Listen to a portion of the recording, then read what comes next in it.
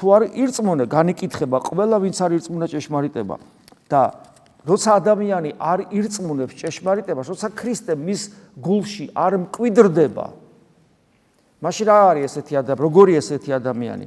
ასეთი ადამიანი აგრძელებს პავლე მოციქული.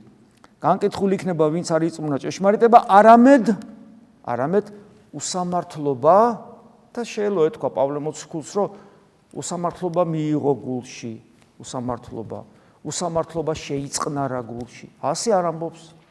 ნახეთ რას ამბობს. უსამართლობა შეიტკბო. ეს ხო გვესმით რასაც ნიშნავს? ეს ნიშნავს, რომ შენ გიყვარს ცოდვა. ის რაც შენსა და ქრისტეს შუა დგება, ის შენ გიყვარს. და ის რომ გიყვარს, იმიტომ არ გიყვარს ქრისტე. სიყვარული ამა სოფლის ამტრობაა ღვთისა, ხო გახსოვთ წმინდა წერილის სიტყვები?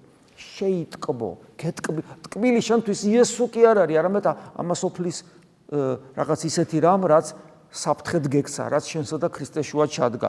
ანუ უსამართლობა. რატომ უსამართლობა? იმიტომ რომ ღვთის ნების საწინააღმდეგო რაღაცა გიყვარს. შენ გიყვარს ისეთი რამე, რაც ღვთისათვის საზულველია.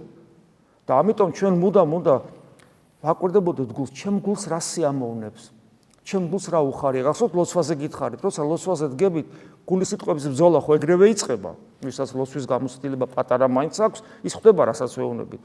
ვინც ლოცვას კითხულობს რაღაცა ტექსტს და ბოდიში და მიერეკება სიტყვებს და თავი და ბოლო არის ის თითოეულ სიტყვაში რა წერია, ის ვერ გაიგებს რას ვლაპარაკობთ, მაგრამ როდესაც ადამიანი იწყებს თითოეული სიტყვის გათავისებას და ბრძოლას თითოეული სიტყვებისათვის, ის ხდება და იესოს ლოცვას, გონების მიერ ლოცვას ასეთმა ადამიანმა იცის, რას ნიშნავს ლოცვის დროს, რომ ბოროტი გულის სიტყვები რომ წამოიშლებიან ხოლმე და ხელს გიშლიან ლოცვაში და დააკვირდით, რა ტიპის გულის სიტყვები მოდის ლოცვის დროს.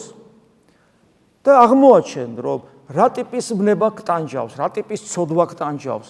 თუ ვერ გაიგებ, შენ მოძღვართან შეგიძლია ეს გაარჩიო. გესმით, ახსარებაში ჩვენ ახსარების დროს რა მოგვაქვს ჩვენ ახსარებაში? კონკრეტულად შენ ლოცვაში რაც ხელს გიშლის, ქრისტესთან ურთიერთობაში რაც გიშლის, ის უნდა მოიტანო ახსარებაში და ზოგჯერ ისეთ რაღაცებს ამბობთ, მეთქი ეს რას ნიშნავს, იცი, დაფიქრდება არ ვიცი ეს რას ნიშნავს. აბარატო წერ.